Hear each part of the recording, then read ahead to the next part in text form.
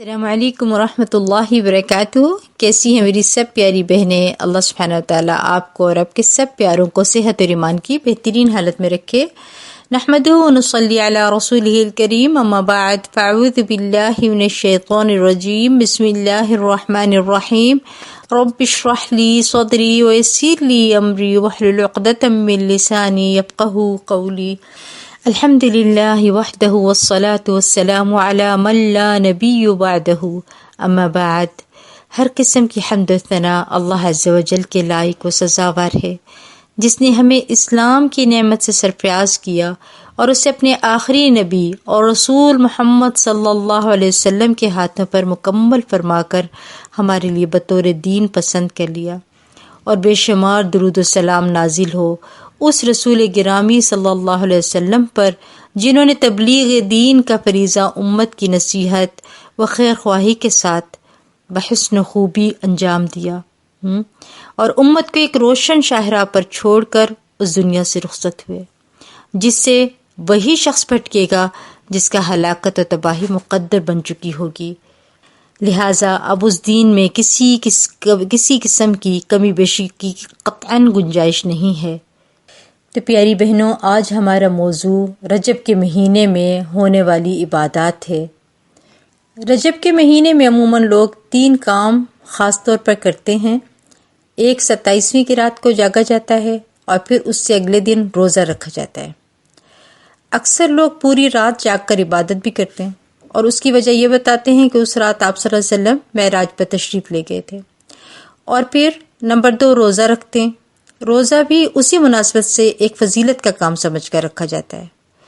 پھر نمبر 3 کنڈے کرنا، اور ان کنڈوں کو امام جعفر کے نام سے منسوب کیا گیا ہے۔ آج ہم انشاءاللہ ان تینوں چیزوں پر بات کریں گے اور یہ دیکھیں کہ ان سب چیزوں میں کتنی حقیقت ہے، اور کیا یہ تمام عمل سنت سے ثابت بھی ہیں کہ نہیں۔ ان چیزوں سے بات کرنے سے پہلے دین کو پہلے جان لیتے ہیں، وہ دین جو اللہ تعالیٰ نے ہمیں دیا ہے اور ہمارے پیارے نبی صلی اللہ علیہ وسلم کے ذریعے ہمیں پہنچایا گیا ہے۔ قرآن پاک میں اللہ سبحانہ تعالیٰ فرماتے ہیں، الیوم اکملت لکم دینکم واتممت علیکم نعمتی ورضیت لکم الاسلام دینا۔ آج کے دن میں نے تمہارا دین تمہارے لیے مکمل کر دیا اور تم پر اپنی نعمت پوری کر دی، اور تمہارے لیے بحیثیت دین اسلام کو پسند کیا ہے۔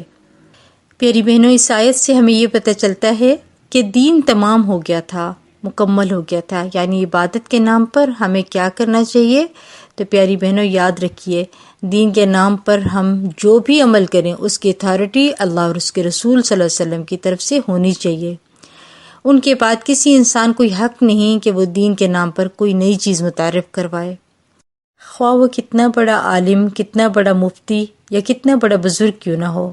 ان کو یہ حق حاصل نہیں کہ دین میں نئی نئی باتوں کو ایجاد کریں جو اصل دین کی جگہ لے لیں گی، اور دین میں انتشار، اختلاف بڑھ جانے کا اور فساد کا باعث بنے گا۔ جیسے 27ویں کی رات کی عبادت، دن کا روزہ رکھنا، اور 22 رجب کو کنڈے کرنا، امام جعفر کے نام پر کچھ پکانا اور بانٹنا، یہ سب چیزیں آپ صلی اللہ علیہ وسلم کے دور میں موجود نہیں تھیں۔ یہ سب چیزیں خود ساختہ ہیں، خود بنائی ہوئی چیزیں ہیں، اور انشاءاللہ میں اس کی تفصیل بھی آپ کو آگے بتاتی ہوں۔ لیکن پہلی بات یہ جان لیتے ہیں کہ معراج کے واقعے میں، یعنی اس کی تاریخ میں اختلاف ہے، اور اگر ہم 27 کی رات بھی مان لیں تو اس رات میں اگر آپ صلی اللہ علیہ وسلم نے کوئی مخصوص عبادت کی تو اس کے بعد زندگی میں پھر کبھی نہیں کی۔ آپ کو معلوم ہے پیاری بہنوں کہ اس تاریخ میں اور اس کے سال میں بھی اختلاف ہے، میں انشاءاللہ آگے تفصیل سے بتاتی ہوں۔ آپ صلی اللہ علیہ وسلم نے اگر اس رات کوئی مخصوص عبادت کی بھی تو اس کے بعد آپ صلی اللہ علیہ وسلم نے اپنی زندگی میں کبھی 27 کو کوئی عبادت نہیں کی، اور نہ ہی صحابہ کرام اجمعین نے 27 رجب کی رات کو شب بیداری کی، اور نہ ہی اس کی کوئی فضیلت بتائی۔ اسی طرح روزہ بھی سنت سے ثابت نہیں ہے۔ اس سے یہ پتہ چلتا ہے کہ 27 کی رات کی عبادت اور دن کے روزے کی کوئی حقیقت نہیں ہے۔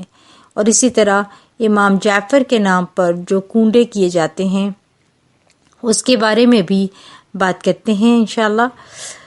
تو پیاری بہنوں، یہ تاریخ بھی نہ تو امام جعفر کی پیدائش کی ہے اور نہ ہی آپ کی وفات کی ہے، لہٰذا ان کی طرف کسی نسبت کا ثبوت ہی نہیں ملتا۔ امام جعفر رحمۃ اللہ علیہ کی ولادت ایک روایت کے مطابق 8 رمضان 80 ہجری میں ہوئی اور ایک روایت میں 83 کی ہجری میں ہوئی، اور وفات شوال کے مہینے میں 148 ہجری میں ہوئی۔ اس لیے نہ ہم اس دن کو ان کی پیدائش کی خوشی میں منایا جاتا ہے اور نہ ہی ان کی وفات کے ضمن میں کوئی کام ہو رہا ہے۔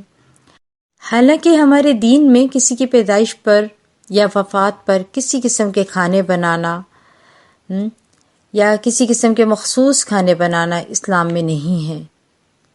اسلام میں صدقہ خیرات کا تصور یہ ہے کہ انسان کے پاس جب کوئی مال ہو یا کسی ضرورت مند کو دیکھے تو وہ صدقہ خیرات کرے۔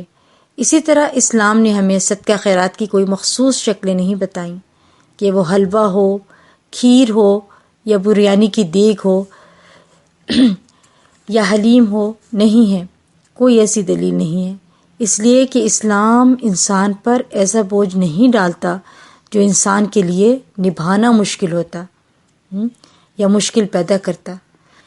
دراصل اسلام کسی خاص کلچر یا علاقے کے لیے نہیں ہے۔ اگر اسلام ہر دور، ہر ملک اور ہر علاقے کے لوگوں کے لیے ہے تو اس میں ایسے احکامات ہیں جو ہر طرح کے لوگ بآسانی کر سکیں۔ پیاری بہنوں، آپ یہ جانتے ہیں کہ بہت سے ممالک ایسے ہیں جہاں کھیر پکائی نہیں جاتی، جہاں پوریاں بنانے کا طریقہ ہی معلوم نہیں کسی کو، تو کیا پھر ایسے لوگ اس عبادت سے محروم رہیں گے جو ایک مخصوص کھانا نہ بنا سکتے ہو؟ اس لیے جتنی بھی من گھڑت چیزیں اسلام میں داخل کی گئی ہیں ان سب کے پیچھے اسی قسم کی باتیں ہیں، آپ کو سننے میں ملیں گی۔ اور جہاں تک ہے کنڈوں کی رسم، ہم اس کو بھی دیکھتے ہیں۔ دیکھیں، کنڈوں کی رسم کے بارے میں ایک روایت کے مطابق اس کی ابتدا 1906 میں میر منائی کے خاندان سے ہوئی اور امام جعفر کے نام پر منسوب ہوئی، اور میر مینائی کے خاندان کے بارے میں یقیناً آپ میں سے بہت سے لوگ جانتے ہوں گے کہ یہ لکھنؤ یا ہندوستان سے تعلق رکھتا تھا، یعنی اس رسم کی ابتدا بھی عرب سے نہیں ہوئی ہے۔ وہ ممالک جہاں اسلام کی ابتدا ہوئی وہاں سے یہ بات شروع نہیں ہوئی، تو آپ اس کو عبادت کیسے قرار دے سکتے ہیں؟ پیاری بہنوں، ایک بات کو اچھی طرح سے سمجھ لیجئے کہ اس سال ثواب کے لیے کوئی صدقہ کرنے کے لیے کوئی دن یا تاریخ مقرر نہیں ہے، بلکہ آپ جس وقت چاہیں صدقہ خیرات کر سکتے ہیں۔ پھر اسی طرح شب معراج کے بارے میں بات کرتے ہیں کہ اگر کوئی شخص اس رات عبادت کرنا چاہتا ہے تو وہ بھی اپنے عمل پر غور کرے پہلے۔ اور آپ کو معلوم ہے کہ اس تاریخ یعنی شب معراج کے بارے میں یا سال کے بارے میں تقریباً 36 اقوال یعنی 36 اقوال ہیں۔ بعض کے خیال میں یہ ربیع الاول میں ہوئی، اور بعض نے رمضان کا مہینہ بتایا، اور بعض نے ہجرت سے 1 سال پہلے، بعض نے 1 سال 6 ماہ کہا، بعض نے 1 سال 2 ماہ کہا، کسی نے 1 سال 4 ماہ کہا، یعنی بے شمار اقوال ہیں اس کے بارے میں۔ اب سوچنے کی بات یہ ہے کہ ایسا کیوں ہوا یا کیوں ہے ایسا؟ اس کی تاریخ بھی صحیح معلوم نہیں ہے، لوگوں کو اس کی بنیادی وجہ کیا ہے آخر کہ اس کی تاریخ ہی نہیں معلوم۔ تو بات یہ ہے پیاری بہنوں، اس کی بنیادی وجہ یہ ہے کہ اسلام میں دور اول کے لوگوں کو تاریخوں سے زیادہ دلچسپی نہیں تھی۔ وہ تاریخیں صرف یاد رکھتے تھے تو حج کی یا رمضان کی، جس میں مخصوص عبادات کرنی ہوتی۔ اس کے علاوہ کون کس دن پیدا ہوا اور کس دن فوت ہوا، یہ چیزیں ان کے نزدیک بہت اہمیت کی حامل نہیں ہوتی تھی۔ اور کون سا واقعہ کس دن ہوا، وہ صرف یہ نہیں دیکھتے تھے بلکہ وہ واقعے کی روح کو دیکھتے تھے، مگر تاریخوں پر توجہ نہیں دیتے تھے کیونکہ ان کے ہاں دن منانے کا رواج نہیں تھا۔ صحابہ کرام کے اندر ہمارے معاشرے کی طرح دن منانا، جیسے اینیورسری، برتھ ڈے، برسی، یہ تمام چیزیں اس کلچر کا حصہ نہیں تھیں، یعنی بیسکس اسلامی کلچر کا حصہ نہیں تھیں۔ اسلام میں اہم دن عید کے ہیں یا پھر 2 مہینے ہیں، رمضان اور حج کا مہینہ ہے، ٹھیک ہے، یا پھر اسی طرح دوسرے مہینوں کی فضیلت ہے، جیسا کہ محرم کے روزے کی فضیلت ہے، یا شعبان کے پہلے 15 دنوں کی روزوں کی فضیلت ہے، یا پھر ہر ماہ ایام 20 کے روزوں کی فضیلت ہے، یا پھر پیر جمعرات کے روزوں کی فضیلت ہے۔ یہ تمام دن شریعت کے خود مقرر کردہ ہیں، لیکن اس کے علاوہ باقی چیزیں بعد کے دور میں پیدا ہوئی ہیں۔ ان کو دین کا حصہ بنا لینا اور ان پر اس طرح پابندی کرنا جس طرح نماز پر پابندی کرتے ہیں، ویسے ان پر پابندی کر لینے کا مطلب ہے کہ دین میں نئی چیز ایجاد کر لینے کے برابر ہوگا۔ اور اگر ہم ایک مشہور روایت کے مطابق مان بھی لیں کہ یہ رات معراج کی رات ہے 27ویں کی، تو یہ بھی جاننا ضروری ہے کہ آپ صلی اللہ علیہ وسلم کے ساتھ کیا واقعہ پیش آیا تھا۔ تو بات یہ ہے پیاری بہنوں کہ آپ صلی اللہ علیہ وسلم نے اس رات بہت کچھ دیکھا اور جانا۔ اس کی تفصیل احادیث کی روشنی میں انشاءاللہ آپ کو بتاؤں گی، تاکہ اس سے ہمیں کچھ سیکھنے کو ملے، کیونکہ وہ ایک سبق آموز واقعہ تھا، اور ان اعمال سے بچیں جن پر سزا اور عذاب آپ صلی اللہ علیہ وسلم نے دیکھے، اپنی آنکھوں سے دیکھے تھے، اور وہ عمل کریں جن کی جزا آپ صلی اللہ علیہ وسلم نے اپنی آنکھوں سے دیکھی تھی۔ تو پیاری بہنوں، اب ہم قرآن کی روشنی میں دیکھتے ہیں کہ اللہ سبحانہ و تعالی نے فرمایا، سورۃ بنی اسرائیل آیت نمبر 1، اعوذ باللہ من الشیطان الرجیم، بسم اللہ الرحمن الرحیم، سبحان الذی اسری بعبدہ لیلا من المسجد الحرام الی المسجد الاقصی الذی بارکنا حولہ لنریہ من آیاتنا انہ هو السمیع البصیر۔ شروع اللہ کے نام سے جو بڑا مہربان نہایت رحم کرنے والا ہے۔ پاک ہے وہ ذات جس نے ایک رات اپنے بندے کو مسجد الحرام سے لے کر مسجد اقصی تک سیر کرائی، جس کے ماحول کو ہم نے برکت دے رکھی ہے، اور اس سے غرض یہ تھی کہ ہم اپنے بندے کو اپنی بعض نشانیاں دکھائیں، بلا شبہ وہ سننے والا اور دیکھنے والا ہے۔ پیاری بہنوں، ان آیات میں جس واقعہ کا ذکر ہے، یہ واقعہ اسراء کے نام سے مشہور ہے۔ اسراء کا لفظی معنی ہے رات کو سفر کرنا یا رات کو سیر کرنا۔ اس میں بنیادی طور پر مسجد حرام سے مسجد اقصی تک جانے کی بات ہے، اور پھر احادیث میں مسجد اقصی سے آسمانوں تک جانے کی بات ہے۔ اب ہمیں احادیث کی روشنی میں انشاءاللہ دیکھتے ہیں۔ حضرت مالک بن صعصعہ رضی اللہ عنہ کہتے ہیں کہ آپ صلی اللہ علیہ وسلم نے فرمایا، ایک دفعہ میں کعبہ کے پاس نیند اور بیداری کی درمیانی کیفیت میں بیٹھا تھا، اور 3 مردوں میں سے درمیان والے نے میرا سینہ چیر کر اس میں ایمان و حکمت بھر دیا۔ ایک اور روایت میں آتا ہے کہ حضرت جبرائیل علیہ السلام نے۔ پھر میرے پاس براق لایا گیا جو خچر سے ذرا چھوٹا اور گدھے سے بڑا تھا۔ پھر جبرائیل علیہ السلام کے ساتھ پہلے آسمان پر پہنچا تو آسمان کے دروغہ سے کہا، دروازہ کھولو۔ اس نے پوچھا، کون؟ تو جبرائیل علیہ السلام بولے، میں ہوں جبرائیل علیہ السلام۔ اس نے پوچھا، تمہارے ساتھ کوئی اور بھی ہے؟ جبرائیل علیہ السلام نے کہا، ہاں، محمد صلی اللہ علیہ وسلم میرے ساتھ ہیں۔ اس نے پوچھا، کیا وہ بلائے گئے ہیں؟ جبرائیل علیہ السلام نے کہا، ہاں۔ تب دروغہ نے دروازہ کھول دیا اور ان کا پرتپاک جو ہے وہ استقبال کیا، مرحبا۔ پھر وہاں میں نے سیدنا آدم علیہ السلام سے ملاقات کی اور حضرت آدم علیہ السلام کو دیکھا۔ ان کے دائیں طرف بھی ایک مجمع تھا اور بائیں طرف بھی۔ جب وہ دائیں طرف دیکھتا تو ہنس پڑتا اور بائیں طرف دیکھتا تو رو پڑتا۔ اس نے کہا، نیک پیغمبر اور نیک بیٹے مرحبا۔ میں نے جبرائیل علیہ السلام سے پوچھا، یہ کون لوگ ہیں؟ جبرائیل علیہ السلام نے کہا، یہ آدم علیہ السلام ہیں، ان کے دائیں طرف اہل جنت ہیں اور بائیں طرف اہل دوزخ ہیں۔ جب یہ دائیں طرف دیکھتے ہیں تو ہنس پڑتے ہیں اور بائیں طرف دیکھتے ہیں تو رو پڑتے ہیں۔ پھر جبرائیل علیہ السلام مجھے لے کر دوسرے آسمان پر چڑھے اور دروغہ سے کہا، دروازہ کھولو۔ اس نے بھی وہی کچھ کہا جو پہلے آسمان والے نے کہا تھا، اور وہاں پہ سیدنا عیسیٰ علیہ السلام کو اور یحییٰ علیہ السلام، تیسرے پر یوسف علیہ السلام سے، چوتھے پر ادریس علیہ السلام سے، پانچویں پر ہارون علیہ السلام سے، چھٹے پر موسیٰ علیہ السلام اور ساتویں پر ابراہیم علیہ السلام سے ملاقات ہوئی۔ پھر مجھے بیت المعمور فرشتوں کا کعبہ دکھلایا گیا۔ میں نے جبریل علیہ السلام سے اس کا حال پوچھا تو اس نے بتایا کہ یہاں ہر روز 70,000 فرشتے نماز پڑھتے ہیں، اور جب وہ چلے جاتے ہیں تو ان کی پھر باری نہیں آتی ہے۔ یعنی جنہوں نے جب دنیا بنی تھی نا، ایک اور حدیث میں آتا ہے جب دنیا بنی تھی تو 70,000 فرشتوں نے پہلی دفعہ میں جو کیا تھا، طواف کیا تھا، ان کی قیامت تک باری نہیں آئے گی۔ ٹھیک ہے، سوچیں کتنے فرشتے ہیں اللہ سبحانہ تعالیٰ کے پاس۔ اور پھر مجھے سدرۃ المنتہا دکھایا گیا، جس کے بیر جو ہے حجر کے مٹکوں کے برابر ہیں، اور پتے ایسے جیسے ہاتھی کے کان۔ اس کی جڑ سے 4 نہریں نکلتی ہیں، 2 پوشیدہ اور 2 ظاہر۔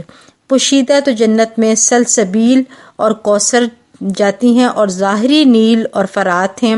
پھر مجھ پر 50 نمازیں فرض ہوئیں۔ میں سیدنا موسیٰ علیہ السلام کے پاس سے گزرا تو انہوں نے کہا، میں لوگوں کا حال تم سے زیادہ جانتا ہوں اور بنی اسرائیل پر بہت بڑی کوشش کر چکا ہوں، لہٰذا تم واپس جاؤ۔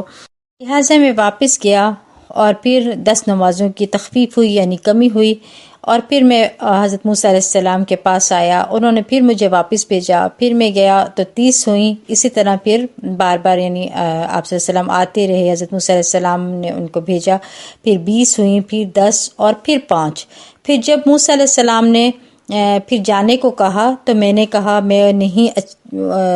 میں انہیں اچھی طرح تسلیم کر چکا ہوں، ان نمازوں کو یعنی 5 نمازوں کو، اب مجھے اپنے مالک کے ہاں جاتے ہوئے شرم آتی ہے۔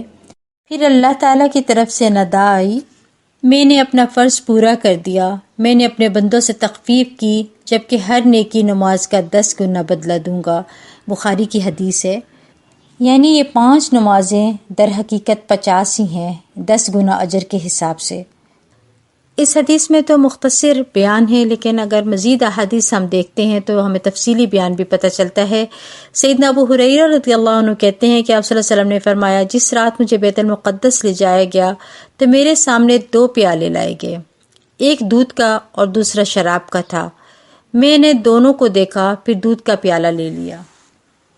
اس وقت جبریل نے کہا کہ اللہ کا شکر ہے جس نے آپ کو فطری راستہ یعنی اسلام کی رہنمائی کی، آپ اگر شراب کا پیالہ لیتے تو آپ کی امت گمراہ ہو جاتی۔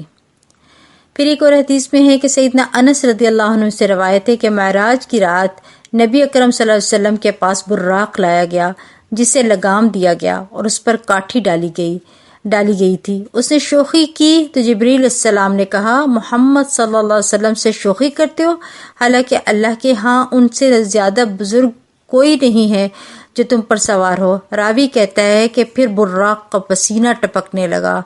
ترمذی کی حدیث ہے۔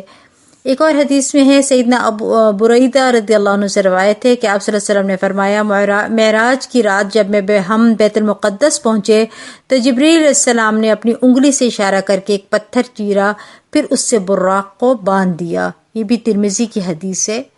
پیاری بہنوں، قرآن مجید میں اسرا مسجد حرام سے مسجد اقصی تک کا بذریعہ براق جو سفر تھا نا، اس کا مقصد یہ بتلایا گیا ہے کہ لِنُرِيَهُ مِنْ آیاتنا، تاکہ ہم اپنے بندے پیغمبر کو اپنی نشانیاں دکھائیں۔ ٹھیک ہے، اور جیسے شق صدر کے بعد نبی صلی اللہ علیہ وسلم کے جو قلب اتھر کا نکالنا اور پھر اسے دھو کر دوبارہ اپنے مقام پر رکھ دینا بھی ایک عظیم نشانی ہے، کیونکہ اس دور میں تو طب و سائنس کی ترقی نہیں تھی جو آج کل عام ہے۔ اس دور میں دل کا اپنے مقام سے باہر نکال لینا موت کے مترادف ہوتا تھا، یقیناً وہ سوچ بھی نہیں سکتے ایسا۔ لیکن نبی صلی اللہ علیہ وسلم کو کچھ نہیں ہوا، یہ اللہ کا حکم اور اس کی مشیت تھی۔ اور دوسری نشانی یہ تھی کہ اللہ تعالیٰ کی طرف سے براق جیسی برق رفتار سواری کا انتظام کرنا تھا، جس نے 1.5-2 مہینے کے سفر کو رات کی ایک نہایت قلیل حصے میں طے کر دیا، بلکہ یوں کہہ لیں تو زیادہ بہتر ہے کہ پلک جھپکنے میں۔ تیسری بڑی نشانی معراج سیڑھی کے ذریعے نبی صلی اللہ علیہ وسلم کا آسمانوں پر لے جانا ہے۔ یہ کیسی عظیم الشان سیڑھی ہوگی جو آسمانوں پر چڑھنے کے لیے آپ کو مہیا کی گئی۔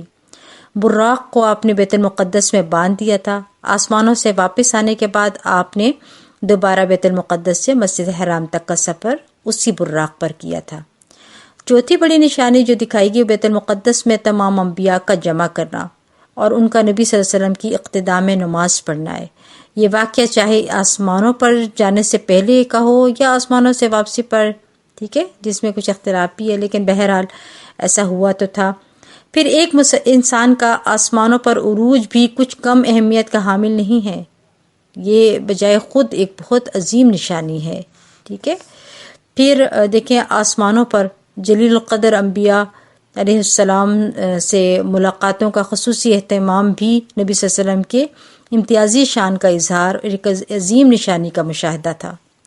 پھر ساتیں آسمان میں بیت المعمور دیکھا، جو یہ فرشتوں کی عبادت گاہ ہے، اور پھر سدرۃ المنتہا کا دیکھنا، پھر جنت و دوزخ اور اس کے بعض مناظر کا مشاہدہ، اور یہ سب کچھ رات کے ایک نہایت ہی قلیل حصے میں ہوا جس کے لیے مہینوں درکار تھے، بلکہ کسی انسان کے یہ بس میں ہی نہیں تھا کہ وہ ان عجائبات کو دیکھ سکے جن کا مشاہدہ نبی صلی اللہ علیہ وسلم کو شب معراج میں کرایا گیا. سبحان اللہ.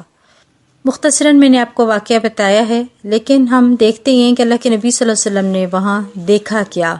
ٹھیک ہے. تو دیکھیں غیبت کرنے والوں کا انجام بد دیکھا اللہ کے نبی صلی اللہ علیہ وسلم نے. مسند احمد کی ایک حدیث میں ہے کہ جہنم میں آپ نے دیکھا کہ کچھ لوگ ہیں جو مردار کھا رہے ہیں. آپ نے پوچھا جبرائیل علیہ السلام یہ کون لوگ ہیں؟ جبرائیل علیہ السلام نے کہا یہ وہ لوگ ہیں جو لوگوں کا گوشت کھایا کرتے تھے. پھر سنن ابو داود میں ہے کہ حضرت انس رضی اللہ عنہ سے روایت ہے کہ رسول اللہ صلی اللہ علیہ وسلم نے فرمایا معراج کے موقع پر میرا گزر ایسے لوگوں کے پاس سے ہوا جن کے ناخن پیتل کے تھے اور اپنے چہروں اور سینوں کو نوچ رہے تھے. میں نے پوچھا جبریل یہ کون لوگ ہیں؟ جبریل علیہ السلام نے کہا یہ وہ لوگ ہیں جو لوگوں کا گوشت کھایا کرتے تھے اور ان کی بے عزتی کرتے تھے. لوگوں کے گوشت کھانے سے مراد غیبت کرنا ہے، یعنی پیٹھ پیچھے لوگوں کے عیب بیان کرنا. اس غیبت کو قرآن کریم میں اللہ تعالیٰ نے اپنے مردار بھائی کا گوشت کھانے سے تعبیر کیا ہے. سورۃ الحجرات میں اللہ سبحانہ تعالیٰ فرماتے ہیں تم ایک دوسرے کی غیبت مت کرو. کیا تم میں سے کوئی شخص یہ پسند کرتا ہے کہ وہ اپنے مردہ بھائی کا گوشت کھائے؟ بس تم اس کو تو برا سمجھتے ہو، یعنی گوشت کھانے کو تو برا سمجھتے ہو، تو پھر کیسے کسی کے بارے میں غیبت کر سکتے ہو؟ پھر بے عمل خطبہ کا عبرتناک انجام. حضرت انس رضی اللہ عنہ سے مروی ہے رسول اللہ صلی اللہ علیہ وسلم نے فرمایا میں نے معراج کی رات کچھ لوگوں کو دیکھا کہ ان کے منہ آگ کی کینچیوں سے کاٹے جا رہے ہیں. میں نے پوچھا جبرائیل یہ کون لوگ ہیں؟ جبرائیل علیہ السلام نے کہا یہ آپ کی امت کے وہ خطیب لوگ ہیں جو لوگوں کو تو بھلائیوں کا حکم دیتے ہیں اور خود ان پر عمل نہیں کرتے، حالانکہ وہ کتاب بھی پڑھتے ہیں پس وہ نہیں سمجھتے. اللہم لا تجعلنا منہم. آمین. عیب اور لعن طعن کرنے والے. پھر میں پھر چلا تو دیکھا کچھ لوگ ہیں جن کے پہلوؤں سے گوشت کاٹ کر ان کو زبردستی کھلایا جا رہا ہے اور ان کو کہا جا رہا ہے کہ کھاؤ جیسے تم دنیا میں اپنے بھائی کا گوشت کھاتے تھے. میں نے پوچھا اے جبریل یہ کون لوگ ہیں؟ جبریل علیہ السلام نے جواب دیا کہ آپ کی امت کے وہ لوگ ہیں جو عیب جو اور لعن طعن کرنے والے تھے. اللہم لا تجعلنا منہم. اور ایک روایت میں آتا ہے کہ اللہ کے نبی صلی اللہ علیہ وسلم نے عورتوں سے کہا کہ میں جہنم میں تمہیں سب سے زیادہ دیکھتا ہوں.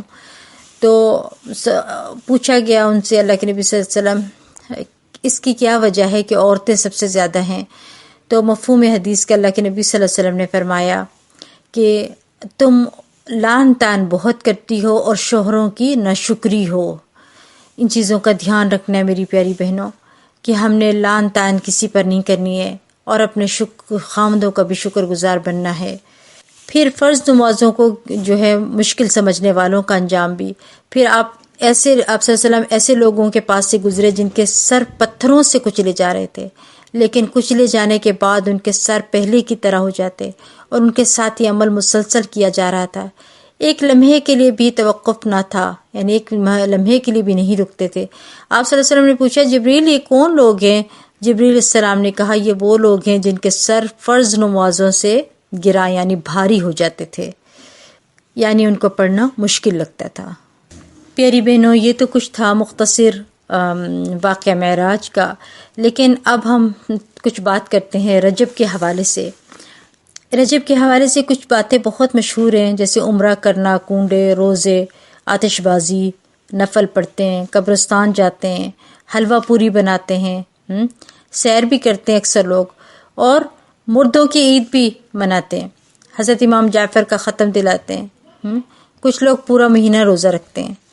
تو پیاری بہنوں، ضروری نہیں کہ لوگ جو کچھ بھی کرتے ہیں وہ صحیح ہو یا اس کی کوئی دلیل بھی ہو اور وہ سب دین کا حصہ بھی ہو، بلکہ اکثر لوگ یہ اس لیے بھی کرتے ہیں کہ دوسرے لوگ بھی کر رہے ہیں، یعنی دیکھا دیکھی۔ ایسے لوگ کسی بات کو جاننے کی کوشش ہی نہیں کرتے، علم حاصل نہیں کرتے، بلکہ سنی سنائی باتوں پر یقین کرتے ہیں کہ اس نے لائٹس لگا لی میں بھی لگا لوں، وہ آتش بازی کر رہا ہے تو میں بھی کروں، یا پھر یہی سوچ کر کرتے رہتے ہیں کہ ہمارے ابا و اجداد بھی کرتے تھے اور کیا ہمارے والدین غلط ہو سکتے ہیں، یہ سوچتے ہیں، اور کبھی بھی تحقیق نہیں کرتے کہ کیا یہ بات سچ ہے کہ نہیں ہے۔ تو بات یہ ہے کہ ضروری نہیں کہ والدین جو کر رہے ہیں وہ صحیح ہو، یا لوگ جس بات کو بہت اہمیت دے رہے ہوں تو وہ بات صحیح ہو، بلکہ ہمیں یہ دیکھنا چاہیے کہ جو کچھ ہم کرتے ہیں اور خاص طور پر ہم جس کام کو عبادت سمجھ کر کرتے ہیں وہ صحیح بھی ہے کہ نہیں۔ کبھی یہ جاننے کی کوشش نہیں کرتے کہ سنت سے ثابت بھی ہے کہ نہیں، کیا اللہ کا حکم ہے بھی کہ نہیں، کیا ہمارے پیارے نبی صلی اللہ علیہ وسلم نے یا ان کے بعد امہات المومنین یا صحابہ کرام نے یا تبع تابعین نے کبھی کچھ کیا بھی تھا کہ نہیں۔